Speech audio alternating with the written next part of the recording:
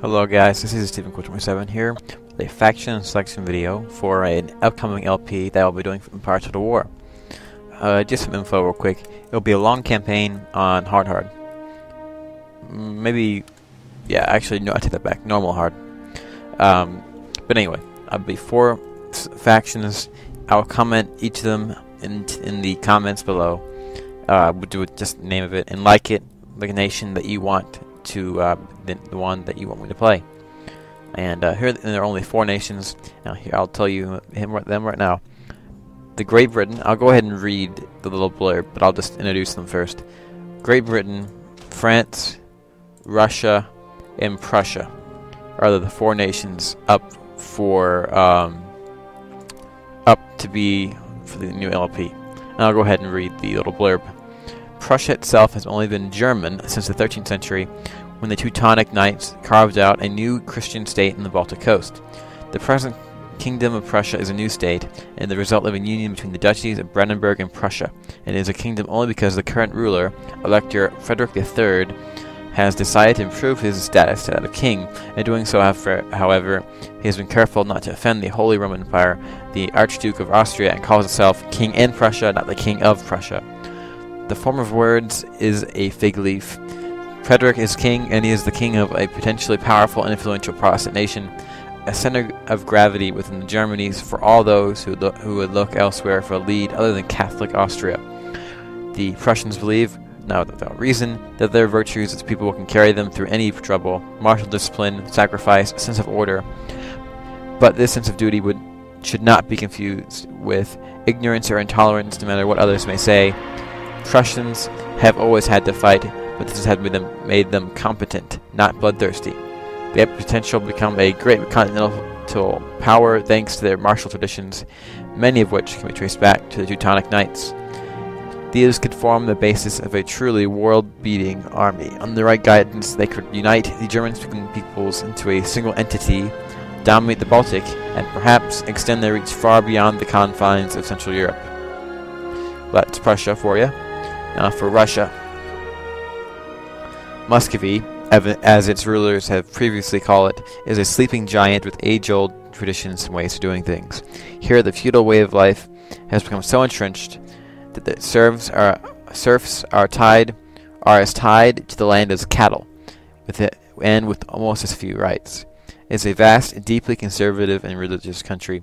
Mother Russia and the Orthodox Church are 2 pillars of national belief. The Tsar may be the father of his people, but by tradition and practice he is a stern parent. Ivan the Terrible was well named. He has not been the only ruler with an iron will. Russia needs a strong hand controlling the Third Rome, the true home of Christianity, according to the Orthodox Church, after the fall of Byzantium. Now, however, Russia is changing, awakening. Is beginning to look outwards to the best that the rest of the world has to offer in the terms of ideas, culture, and might. These things must be introduced carefully to avoid the ills of free thinking that beset some Western nations. When Russia does fully realize its strength, however, it will be formidable indeed. It has boundless resources to draw upon, and the steadfast courage of its people to bolster its armies. It can be a formidable foe, and a difficult one for an enemy to attack. One thing that Russia does have is endless space, and the lack of apparently defensible frontiers actually becomes a defense in itself. Invaders can be lured deep into these steppes and left to the mercies of general winter and Russia's endless empty lands. To the west lies the wealth of Europe and will access the wider world through a port in the Baltic. That the troublesome we Swedes are in the way is a bonus, for they have to be crushed. To the south, there are fellow Slavs and Orthodox Christians in the Balkans incorporated to a greater Russian empire. The Infidel Turks have lands and wealth of plenty too, possibly the strength to defend them. And beyond, there is a wider world awaiting conquest by the sons of the Mother Russia. So that's Russia for you. Very interesting indeed. And here is Great Britain. Great Britain is not a natural creation, but the marriage of separate kingdoms and peoples. The new nation has been through a century of unparalleled turbulence and an unwelcome joining of Scotland and England, religious strife, civil wars, an executed king, military dictatorship, a populist monarch restored, and the overthrow of a second king. Less than 15 years ago, the hated Catholic James II was forced into exile in the Glorious Revolution, and a Protestant monarchy restored. A short, vicious war in Ireland put paid to any chance of a Catholic Stuart restoration. However, the exiled James Stuart sympathizers, the Jacobites, throughout Britain. Despite, or perhaps because of, this turbulent history, Britain is an engine driving the scientific and cultural advancement of Northern Europe. Turmoil fuels creativity. As an island nation, Britons have always looked to, as Shakespeare puts it, the silver sea, which serves it in the office of a wall, or as a moat defensive to a house. Britain's strength lies at sea, but in strength, in trade and colonization, as much as naval power. Trade taxes pay for the navy. The navy allows unhindered trade. The English Channel keeps the French at bay, and to a lesser extent, the Dutch. With Dutchman William III on the British throne, there is traditional rivalry with the Netherlands. The English and Scots like to think they can sleep safe, that no foreign invader or tyranny need worry them. They are partially right, but only as long as there is centralized continental power. A nation that can unite the resources of Europe will surely crush the dream Albion. This, then, is the fundamental aim of Britain: to side with the weak in Europe with the strong against the strong, and steal as many overseas possessions as possible while doing it. That's Britain for you. And here's the last nation you have a choice of: France. France has had 50 years of military and administrative excellence under Louis XIV, the Sun King and his servants. They achieved this in spite of a backdrop of strife and rebellion sparked by France's involvement in the 30 Years' War. Louis and his able ministers, Cardinals Rigoulot and Mazarin, were able to steer France away from the feudal struggles and pampered growth, and they created a centralized government where the king's power is absolute.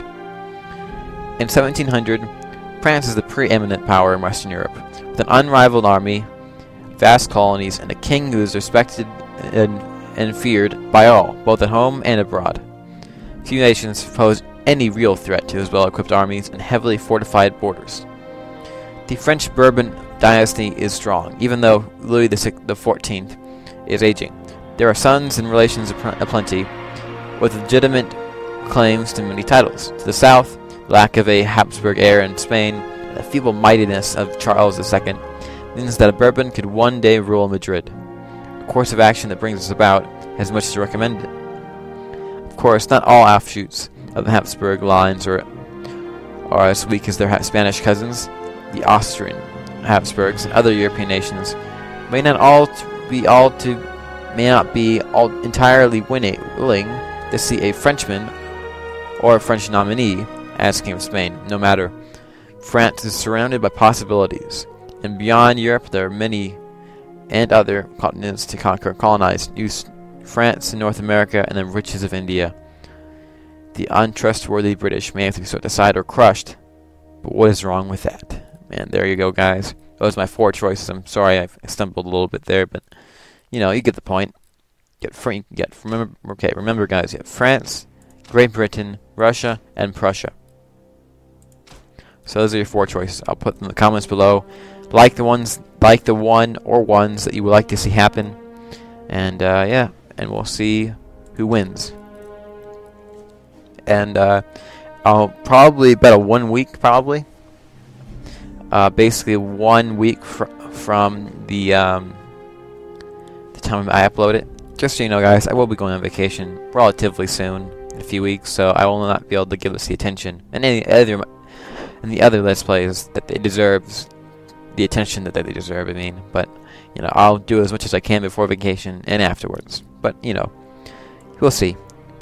Well, guys, this has been Stephen Cobra 27, and I'll see you guys later.